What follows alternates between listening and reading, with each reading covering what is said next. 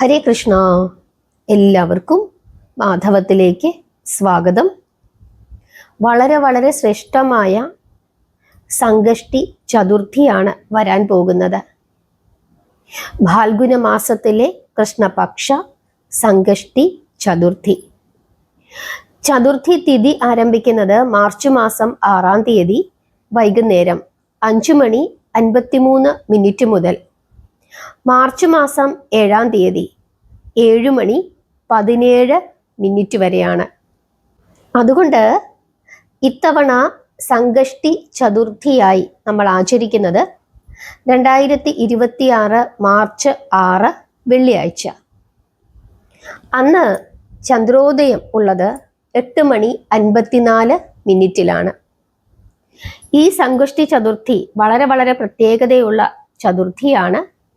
ഈ ചതുർത്ഥിക്ക് എന്താണ് പ്രാധാന്യം, എന്തിനു വേണ്ടിയിട്ടാണ് അന്നേ ദിവസം വിഘ്നേശ്വരനെ പ്രാർത്ഥിക്കുന്നത്, എങ്ങനെ പ്രാർത്ഥിക്കണം, ഏത് രൂപത്തിൽ പ്രാർത്ഥിക്കണം എന്നൊക്കെ അമ്മയായ പാർവതി ദേവി വിഘ്നേശ്വരനോട് ചോദിക്കുന്നു. ആ സമയത്ത് ഗജാനനൻ അമ്മയോട് പറയുകയാണ്, അല്ലയോ മാതാവേ, ഫാൽഗുന മാസത്തിലെ കൃഷ്ണപക്ഷ സംഗഷ്ടി ചതുർത്ഥിയിൽ എന്നെ എല്ലാവരും ബാലചന്ദ്ര രൂപത്തിൽ പ്രാർത്ഥിക്കണം എന്ന്. അതുകൊണ്ട് ഈ സംഗഷ്ടി ചതുർത്ഥിക്ക് ബാലചന്ദ്ര സംഗഷ്ടി ചതുർത്ഥി എന്ന് പറയുന്നു എന്ന് മകൻ അമ്മയോട് പറയുന്നു. വിഘ്നേശ്വരന്റെ തിരുനെറ്റിയിൽ ചന്ദ്രക്കലയോട് കൂടിയ വിഘ്നേശ്വരൻ, ആ രൂപത്തെയാണ് ബാലചന്ദ്ര ഗണപതി എന്ന് പറയുന്നത്. ആ രൂപത്തിൽ എന്നെ പ്രാർത്ഥിക്കണം, ഓം ബാലചന്ദ്രായ നമ എന്ന് പ്രാർത്ഥിക്കണമെന്ന് വിഘ്നേശ്വരൻ പാർവതി ദേവിയോട് പറയുന്നു. അതിനുശേഷം എങ്ങനെയാണ് പ്രാർത്ഥിക്കേണ്ടത്, എന്തൊക്കെ കാര്യങ്ങൾ ചെയ്യണം, എന്താണ് എനിക്ക് ഏറ്റവും ഇഷ്ടപ്പെട്ട നൈവേദ്യം അന്നത്തെ ദിവസം, കഥ എന്താണ് എന്നൊക്കെ വിഘ്നേശ്വരൻ അമ്മയ്ക്ക് പറഞ്ഞു കൊടുക്കുന്നുണ്ട്. ആ കാര്യങ്ങളൊക്കെ നമുക്ക് ഒന്ന് കേൾക്കാം. ആദ്യമായിട്ട് കഥ കേൾക്കാം. പണ്ട് ഒരു രാജ്യത്തില് മയൂർ ധ്വജൻ എന്ന ഒരു രാജാവുണ്ടായിരുന്നു. ശ്രേഷ്ഠനായിരുന്നു. ഒരുപാട് യാഗങ്ങളും പൂജകളും ഒക്കെ ചെയ്ത ഒരു ഭക്തനായിരുന്നു. എല്ലാ പ്രജകളോടും വളരെ സ്നേഹത്തോടു കൂടി പെരുമാറിക്കൊണ്ടിരുന്ന ഒരു രാജാവാണ്. അങ്ങേറ്റം ധർമ്മിഷ്ഠനായിരുന്നു. പക്ഷെ ഈ രാജാവിന് കുട്ടികൾ ഉണ്ടായിരുന്നില്ല. ഒരുപാട് കാലം പ്രാർത്ഥിച്ചിട്ടും വഴിപാടുകൾ നടത്തിയിട്ടും ഒന്നും തന്നെ കുട്ടികൾ ഉണ്ടായില്ല. അങ്ങനെ യാജ്ഞവൽക്യൻ എന്ന ഋഷിയുടെ അനുഗ്രഹത്തോടു കൂടി ഈ രാജാവിന് ഒരു മകൻ ജനിക്കുന്നു. ഒരുപാട് കാലം പ്രാർത്ഥിച്ചിട്ടും ലഭിക്കാതിരുന്ന ആ കുഞ്ഞുകുട്ടിയെ കണ്ടതോടുകൂടി രാജാവ്, ഇനി രാജ്യകാര്യങ്ങളിലൊന്നും എനിക്ക് അധികം ശ്രദ്ധിക്കാൻ കഴിയുന്നില്ല, കുട്ടിയുടെ കൂടെ എപ്പോഴും ഇരിക്കണം എന്ന ചിന്തയോടുകൂടി രാജ്യഭാരം മുഴുവനും മന്ത്രിയെ ഏൽപ്പിച്ചു. മന്ത്രിയുടെ പേര് ധരംപാലൻ എന്നായിരുന്നു. അങ്ങനെ മന്ത്രി രാജ്യം ഭരിക്കുകയാണ്. രാജാവും രാജ്ഞിയും കുട്ടിയും ആയി ആ കൊട്ടാരത്തിൽ തന്നെ സുഖമായി ജീവിച്ചു കൊണ്ടിരുന്നു. അവര് രാജ്യകാര്യങ്ങളിലൊന്നും ഇടപെട്ടില്ല. എല്ലാ കാര്യങ്ങളും ചെയ്യുന്നത് ധരംപാലൻ എന്ന മന്ത്രിയായിരുന്നു. ഈ മന്ത്രിക്ക് 5 ആൺമക്കൾ ജനിക്കുന്നു. വിവാഹപ്രായമായപ്പോൾ 5 ആൺമക്കളെയും ഈ മന്ത്രി കല്യാണം കഴിപ്പിക്കുകയും ചെയ്തു. അതോടുകൂടി 5 മരുമക്കൾ ആ വീട്ടിലേക്ക് എത്തിച്ചേർന്നു. അതായത് മന്ത്രിയുടെ ഭവനത്തിലേക്ക് എത്തിച്ചേരുകയും ചെയ്തു.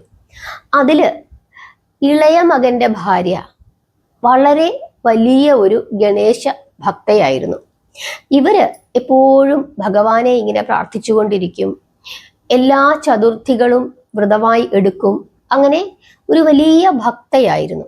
അങ്ങനെ ഇരിക്കുന്ന ഒരു അവസരത്തില് ഈ കാര്യങ്ങളെല്ലാം അമ്മായിയമ്മ ശ്രദ്ധിക്കുന്നുണ്ട്.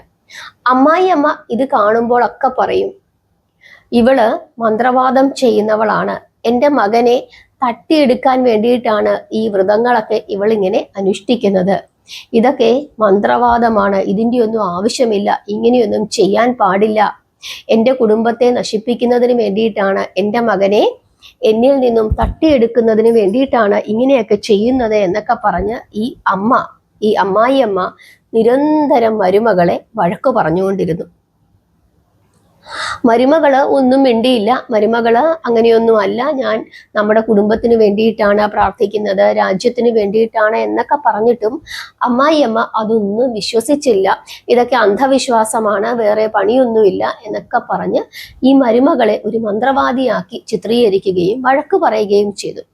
അതിനുശേഷം ഈ അമ്മായിയമ്മ ഇളയ മകന്റെ അടുത്ത് ചെന്നിട്ട് പറഞ്ഞു, നിന്റെ ഭാര്യയെ സൂക്ഷിക്കണം, അവള് മന്ത്രവാദിനിയാണ്, അവൾ എന്തൊക്കെ കാര്യങ്ങളാണ് ചെയ്യുന്നത്, അതുകൊണ്ട് നീ ഇത് വിലക്കണം എന്ന് പറഞ്ഞ് മകനോട് പറഞ്ഞു കൊടുത്ത് മകനെ വിശ്വസിപ്പിക്കുന്നു. അതനുസരിച്ചിട്ട് ഈ മരുമകളുടെ ഈ ഭാര്യയുടെയും മരുമകള്, അമ്മായിയമ്മ മരുമകളുടെ വ്രതം മുടക്കുന്നതിന് വേണ്ടിയിട്ടും ഭർത്താവ് ഭാര്യയുടെ ഇത്തരത്തിലുള്ള പ്രാർത്ഥനകളൊക്കെ നിർത്തുന്നതിന് വേണ്ടിയിട്ടുമുള്ള ധാരാളം പ്രവർത്തനങ്ങൾ ചെയ്തുകൊണ്ടിരുന്നു. നിരന്തരം വഴക്ക് പറഞ്ഞു, ഉപദ്രവിക്കുന്നു. ഈ മകനും കുറച്ചു കഴിഞ്ഞപ്പോൾ അമ്മായിയമ്മയുടെ, അതായത് അമ്മയുടെ ഭാഗത്തേക്ക് ചേർന്നിട്ട് ഭാര്യയെ നിരന്തരം വഴക്ക് പറഞ്ഞുകൊണ്ടിരുന്നു. അങ്ങനെ പലതരത്തിലുള്ള ഉപദ്രവങ്ങളും സഹിച്ച് എങ്കിലും ക്ഷമയോടുകൂടി ഇരുന്ന് ഈ പ്രാർത്ഥനകളൊക്കെ ചെയ്തുകൊണ്ടിരിക്കുന്ന അവസരത്തില് ഈ ഇളയ മരുമകള് നിരന്തരം വിഘ്നേശ്വരനോട് ഇങ്ങനെ പ്രാർത്ഥിച്ചുകൊണ്ടിരുന്നു. എൻ്റെ അമ്മായിയമ്മയ്ക്കും എൻ്റെ ഭർത്താവിനും നല്ല ബുദ്ധി തോന്നണമേ, അവരിങ്ങനെയൊക്കെ പറയുന്നു, എനിക്കതുകൊണ്ട് സ്വസ്ഥമായിരുന്ന് പ്രാർത്ഥിക്കുവാൻ സാധിക്കുന്നില്ല, എങ്ങനെയെങ്കിലും അവരുടെ മനസ്സ് മാറ്റി കൊടുക്കണമേ എന്നൊക്കെ ഇങ്ങനെ ഗണേശനോട് പ്രാർത്ഥിച്ചു. ഗണേശന് തൻ്റെ ഭക്തയുടെ പ്രാർത്ഥന കേൾക്കാതിരിക്കാൻ കഴിഞ്ഞില്ല. ഗണേശൻ എന്തു ചെയ്തു? ഈ രാജാവുണ്ടായിരുന്നല്ലോ മയൂർധ്വജൻ, രാജാവിൻ്റെ മകനെ അങ്ങ് തട്ടിക്കൊണ്ടുപോയി. ഗണേശൻ തട്ടിക്കൊണ്ടു പോയിട്ട് ഈ മയൂർധ്വജൻ എന്ന രാജാവിൻ്റെ മകന്റെ ആഭരണങ്ങളും വസ്ത്രങ്ങളും എല്ലാം എടുത്തുകൊണ്ട് വന്നിട്ട് ഈ മന്ത്രിയുടെ കൊട്ടാരത്തിന്റെ ഒരു പ്രദേശത്ത് കൊണ്ടുപോയി. മകനെ കാണാതെ രാജാവ് വളരെയധികം വിഷമിച്ചു. രാജാവ് എല്ലായിടത്തും തപ്പി നടന്നു. അങ്ങനെ തപ്പി നടക്കുന്നതിൻ്റെ ഇടയിൽ ഈ കുട്ടിയുടെ ആഭരണങ്ങളും വസ്ത്രങ്ങളും ഒക്കെ മന്ത്രിയുടെ കൊട്ടാരത്തിന്റെ ഒരു ഭാഗത്ത് കിടക്കുന്നത് കണ്ടു. ഉടൻ തന്നെ രാജാവ് മന്ത്രിയെ വിളിപ്പിച്ചു. എന്നിട്ട് പറഞ്ഞു, എത്രയും പെട്ടെന്ന് എൻ്റെ മകനെ കണ്ടുപിടിച്ചു തരണം, ഇല്ലെങ്കിൽ നിന്റെ തല ഞാൻ വെട്ടിക്കളയുമെന്ന് പറഞ്ഞു. മന്ത്രി ആകെ പേടിച്ചു. എല്ലായിടത്തേക്കും ആളുകളെയൊക്കെ അയച്ചു. പക്ഷെ കുട്ടിയെ കണ്ടെത്താൻ കഴിഞ്ഞില്ല. വീട്ടിൽ വന്ന് എല്ലാവരോടും ചോദിച്ചു. പക്ഷെ ആർക്കും അറിയില്ല. അങ്ങനെ രാജാവ് പറഞ്ഞ സമയത്ത് കുട്ടിയെ കണ്ടെത്തി കൊടുക്കുന്നതിനായിട്ട് മന്ത്രിക്ക് കഴിഞ്ഞില്ല.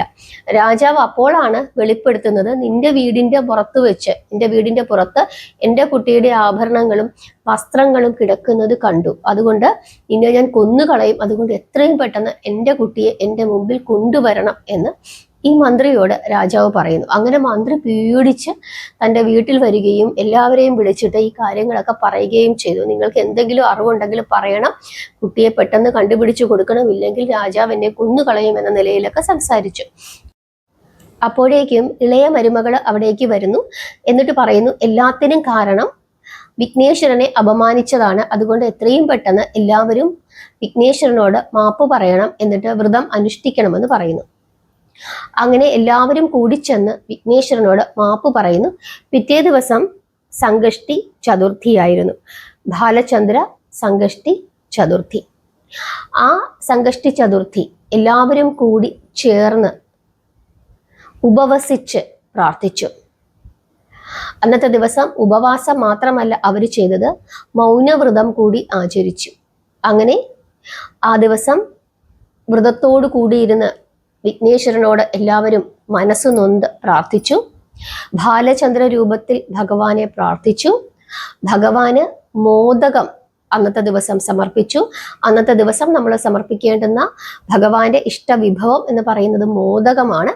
മോദകം സമർപ്പിച്ചു. അതിനുശേഷം യഥാകാലത്തിൽ ചന്ദ്രഭഗവാനെ കണ്ടു. ചന്ദ്രഭഗവാന് പൂജകൾ ചെയ്ത് ചന്ദ്രഭഗവാന് തീർത്ഥം കൊണ്ട് ചന്ദ്രഭഗവാനെ അഭിഷേകം ചെയ്തു. പൂക്കൾ കൊണ്ട് അർച്ചന ചെയ്തു. ഭഗവാന് ആരതി ചെയ്തു. അതിനുശേഷം എല്ലാവരും കൂടി ചേർന്നിരുന്ന് ഭഗവാനെ പ്രാർത്ഥിച്ചതിനു ശേഷം എല്ലാവരും ഭക്ഷണം കഴിച്ചു. അങ്ങനെ ആ സംകഷ്ടി വ്രതം പൂർത്തിയാക്കി എല്ലാവരും വിഘ്നേശ്വരനോട് ക്ഷമ പറഞ്ഞതുകൊണ്ട് പിറ്റേ ദിവസം കുട്ടിയെ വിഘ്നേശ്വരൻ തിരിച്ചു കൊണ്ടുവന്ന് വിട്ടു. അതായത് കുട്ടി പെട്ടെന്ന് ആ രാജാവിന്റെ കൊട്ടാരത്തിന്റെ മുമ്പിൽ നിൽക്കുന്നതായിട്ട് രാജാവിന് കാണാനായിട്ട് സാധിക്കുകയും സന്തോഷത്തോടുകൂടി രാജാവ് കുട്ടിയെ തിരിച്ചു വീട്ടിലേക്ക് കൊണ്ടുപോവുകയും ചെയ്തു. അതോടുകൂടി ധരംപാലൻ എന്ന മന്ത്രി രക്ഷപ്പെട്ടു. പിന്നീട് എല്ലാവരും ഈ കഥ അറിയുകയും ആ രാജ്യത്തിലുള്ള എല്ലാവരും ഗണേശ ഭക്തന്മാരായി തീരുകയും ഭഗവാനെ എല്ലാ ചതുർത്ഥി ദിവസങ്ങളിലും വ്രതമെടുത്ത് പ്രാർത്ഥിക്കുകയും ചെയ്തു എന്നുള്ളതാണ് കഥ. ഈ കഥ ഭഗവാൻ വിഘ്നേശ്വരൻ തന്നെ അമ്മയ്ക്ക് പറഞ്ഞു കൊടുക്കുന്നുണ്ട്. ഇതൊരിക്കല് യുധിഷ്ഠിരൻ ശ്രീകൃഷ്ണനോട് ചോദിച്ചപ്പോൾ വിഘ്നേശ്വരൻ അമ്മയ്ക്ക് പറഞ്ഞു കൊടുത്ത ആ കഥ കൃഷ്ണൻ യുധിഷ്ഠിരന് പറഞ്ഞു കൊടുക്കുന്നു. ഇത് കേട്ടിട്ട് യുധിഷ്ഠിരൻ ആ വ്രതം അനുഷ്ഠിച്ചു എന്നാണ് പറയുന്നത്. ഈ വ്രതം അനുഷ്ഠിച്ച് വിഘ്നേശ്വരനെ പ്രാർത്ഥിച്ചാൽ തീർച്ചയായിട്ടും നമുക്ക് എല്ലാ സൗഭാഗ്യങ്ങളും ലഭിക്കുമെന്നും വലിയ സൗഭാഗ്യങ്ങൾ നമ്മളെ തേടി വരുമെന്നും ഒരിക്കലും നടക്കില്ല എന്ന് വിചാരിച്ചിരിക്കുന്ന കാര്യങ്ങൾ, അതായത് ബുദ്ധിമുട്ടുള്ള കാര്യങ്ങൾ പോലും നടക്കും എന്നുമാണ് വിശ്വാസം. ഇതാണ് 2026 മാർച്ച് മാസം 6-ാം തീയതി സംഗഷ്ടി ചതുർത്ഥി, ബാലചന്ദ്ര സംഗഷ്ടി ചതുർത്ഥിയുടെ കഥ. ഈ ദിവസം ഭഗവാന് മോദകം സമർപ്പിച്ച് പ്രാർത്ഥിക്കുന്നത് ശ്രേഷ്ഠമാണ്.